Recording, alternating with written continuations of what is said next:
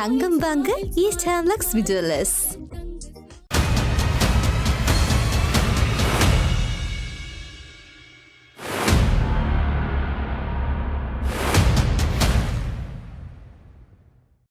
வணக்கம் மற்றும் ஒரு இன்றைய பதிவினூடாக இணைந்திருக்கின்றோம். உயிர் ஞாயிறு தற்கொலை தாக்குதலுடன் தொடர்புடைய பிரதான சூத்திரதாரி யார் என்பது தமக்கு நன்கு தெரியும் என பொதுபல சேனா அமைப்பினுடைய பொதுச் செயலாளர் கலகுடாத்து ஞானசார சொல்லியிருக்கிறார்.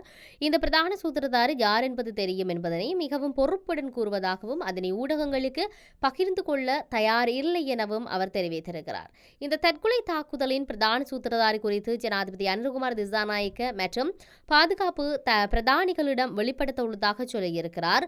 அதன் பின்னர் ஊடகங்களிடம் விவரங்களை வெளியிட உள்ளதாக தெரிவித்திருக்கிறார். உயிர்த்த ஞாயிறு தாக்குதல் பற்றிய சகல விடயங்களையும் அம்பலப்படுத்துவதற்கு தயார் என அவர் சொல்லுகிறார். உயிர்த்த ஞாயிறு தினமன்று இடம்பெற்றதனால் இந்த தாக்குதல் உயிர்த்த ஞாயிறு தாக்குதல் என அழைக்கப்படுவதாகவும் பௌர்ணமி தினத்தில் இடம்பெற்றிருந்தால் பௌர்ணமி தாக்குதல் என அழைக்கப்பட்டிருக்கும் எனவும் அவர் சுட்டிக்காட்டியிருந்தார். தாக்குதலின் பிரதான சூத்திரதாரி ஜார், அவர் ஜாருடன் தொடர்பு பேணினார், அவர் எங்கு தங்கியிருந்தார், அவர் ஜக்ரானை பயிற்றுவித்த விதம் உள்ளிட்ட அனைத்து விடயங்களும் தமக்கு தெரியும் என ஞானசார தேரர் சொல்லியிருக்கிறார். இந்த அனைத்து விடயங்களையும் நாட்டு மக்களுக்கு அம்பலப்படுத்த தயார் என அவர் குறிப்பிடுகிறார். உண்மையில் இது இவ்வாறு இருக்க, இன்னொரு பக்கம் முன்னாள் ஜனாதிபதி ரணில் விக்ரமசிங்க ஊடகம் ஒன்றுக்கு வழங்கிய அந்த நேர்காணல் சார்ந்து பல விமர்சனங்களையும் பேசுபவர்களையும் உண்டு பண்ணியிருக்கின்றது. அதுவும் தமிழ் மக்கள் மத்தியில் ஒரு கொந்தளிப்பையும் ஆவேசத்தையும் ஏற்படுத்தியிருக்கிறது. என்னென்று சொல்லி பார்த்தால், பட்டளந்த வதை முகாம் குறித்து தனக்கு எதிராக முன்வைக்கப்படும் இந்த குற்றச்சாட்டுகள் அனைத்தையும் முன்னாள் ஜனாதிபதி ரணில் விக்ரமசிங்க நிராகரித்திருக்கிறார். அல் ஜசீராவுக்கு வழங்கிய செவ்வியில் அவர் இந்த விடயத்தை குறிப்பிட்டிருக்கிறார். 1980களின் பிற்பகுதியில் முன்னாள் ஜனாதிபதி ரணில் விக்ரமசிங்க அமைச்சராக பதவி வகித்த காலத்தில் பட்டலந்த சட்டவிரோதமாக தடுத்து வைத்திரு சித்திரவதைகள் கொலைகள் இடம்பெற்றது என முன்வைக்கப்படும் குற்றச்சாட்டுகளை அவர் நிராகரிக்கிறார்.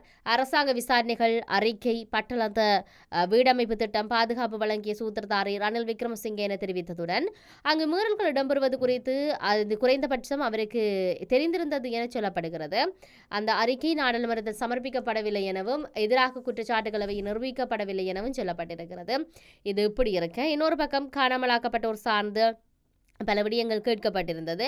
அதில் அவர் சொல்லியிருந்த விடயம், காணாமலாக்கப்பட்டோர் சார்ந்து பல பிரச்சாரங்கள் பல விடயங்கள் இடம்பெற்று கொண்டிருந்தாலும் அதனுடைய செயற்பாடுகள் இல்லாட்டி இருக்கிறார்களா இல்லையா என்பது சார்ந்து பல்வேறுபட்ட கோணங்களை விசாரணைகள் இடம்பெறுவதாக சொல்லியிருந்தார்.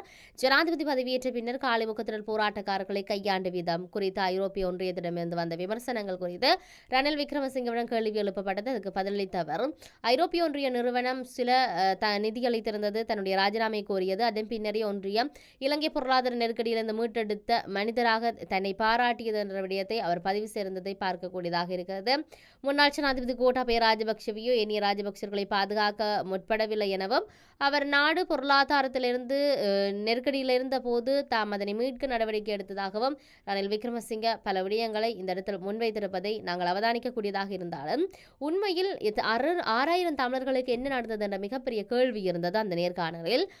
அதில் பல விடயங்களை சொல்லியிருந்தால் அதில் குறிப்பாக 2009ஆம் ஆண்டு இலங்கையின் இடம்பெற்ற அந்த இறுதி யுத்தத்தின் போது மருத்துவமனைகள் மீது விமான குண்டுவீச்சு தாக்குதல் இடம்பெற்றது என்பது உண்மைதான் என்ற ஒரு விடயத்தை முன்னாள் ஜனாதிபதி ரணில் விக்ரமசிங்க தெரிவித்திருக்கிறார் சர்வதேச ஊடகமான அல் ஜசீராவுக்கு. இங்கு அவர் மீது பல விடயங்கள் சொல்லப்பட்டிருந்தது.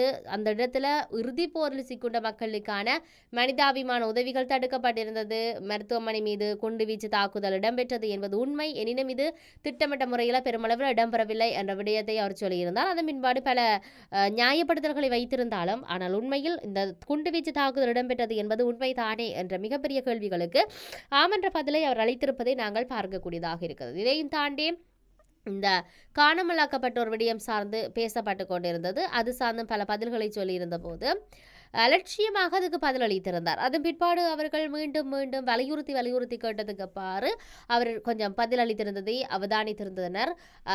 14,000 பேர்கள் வந்திருக்குது இந்த காணாமலாக்கப்பட்டோர் சார்ந்து. ஆகவே நாங்கள் இதை 2 விதமாக பார்க்கலாம். ஒன்று முள்ளிவாய்க்கால் கலவரத்தில் இருந்தாக்கள், இன்னும் ஒன்று அந்த அதுக்கு வெளியால் இருந்தாக்கள் என்ற ஒரு உள்நோக்கத்தில் தான் இவர்கள் சார்ந்து பல அறிக்கைகள் இருக்கு. 6000 பேர் இருக்கிறார்கள். ஆனால் இதில் 616 மக்கள் குறித்த தகவல்கள் தான் கண்டுபிடிக்கக்கூடியதாக இருக்கிறது என்ற விடயத்தை அவர் பதிவு செய்திருந்தார்.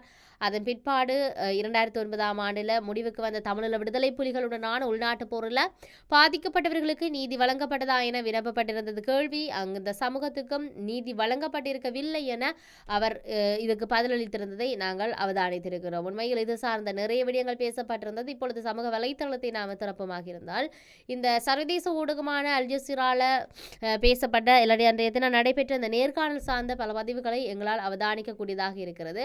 இதெல்லாம் இப்படி இருக்க இன்னொரு பக்கம் முன்னாள் காவல்துறை மாதிபர் தேசபதி தென்னகோனுக்கு பிடியாணை உத்தரவு பிறப்பிக்கப்பட்டிருந்தது. அவரை தேடுதல் நடவடிக்கை இடம்பெறுகிறது. அவருடைய இல்லங்களுக்கு சென்றிருந்தார்கள். அங்கு அவர் இல்லை.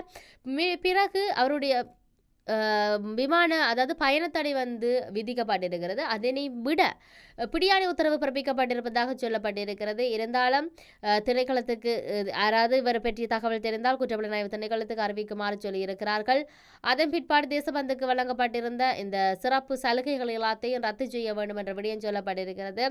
இதையும் தாண்டி அவருக்கு வழங்கப்பட்டிருந்த இந்த கார், அதே போன்ற பாதுகாப்பு வசதி, அவருக்கு கொடுக்கப்பட்ட இந்த ஊதிய தொகைகள், வீடு, இவ்வாறான விடயங்களை திரும்ப பெறுதல் சார்ந்து நீதிமன்றத்தில் பல பேசு பொருட்கள் இருக்கின்றது. அது சார்ந்த உத்தரவு பிறப்பிக்கப்பட்டிருக்கிறது. வெலிகம இந்த போதைப் பொருள் கடத்தலில் தொடர்புடைய சந்தேக நபரை கொண்டு சென்ற போது வெலிகம காவல் அதிகாரிகள் நடத்திய இந்த துப்பாக்கி சூட்டில் கொழும்பு குற்றப்பிரிவைச் சேர்ந்த ஒரு சார்ஜென்ட் கொல்லப்பட்ட சம்பவம் தொடர்பாக மாதிரி நீதவான் நீதிமன்றம் முன்னால் அவரை ஆஜராகுமாறு அழைப்பு விடுக்கப்பட்டது. பிடியாணை பிறப்பிக்கப்பட்டிருந்தது. அந்த உத்தரவை மீறி தேசபந்து தென்னகோன் நீதிமன்றத்தை தவிர்த்து வருவதாகவும் அவரை கைது செய்ய குற்றப்புலனாய்வுத்துறையின் சிறப்பு அதிகாரிகள் அடங்கிய பல குழுக்கள் நிறுத்தப்பட்டிருப்பதாகவும் சொல்லப்படுகிறது. உண்மையில் தேசபந்து தென்னகோனின் கையெழுக்க தொலைபேசி மற்றும் அவர் இருக்கிற இடம் குறித்து விசாரணைகள் இடம்பெற்று வருவதாக காவல்துறை ஊடக பேச்சாளர் புத்திக மனதுங்க இந்த விடயத்தை பதிவு செய்திருக்கின்றார். குற்றங்கள் என்றைக்குமே இல்லாமல் ஒழிக்கப்பட வேண்டும், ஊழல் இல்லாமல் ஒழிக்கப்பட வேண்டும் என்று கடின உழைப்புகளை மத்திய பயணித்திருந்தாலும் இவ்வாறான சம்பவங்கள் அதிகரித்துக் கொண்டிருப்பதை நாங்கள் அவதானிக்கக்கூடியதாக இருக்கிறது. ஆகவே பொறுத்திருந்து பார்ப்போம் என்ன நடக்கப் போகிறது என்பதை மற்றொரு பதிவினூடாக சந்திப்போம். வணக்கம்.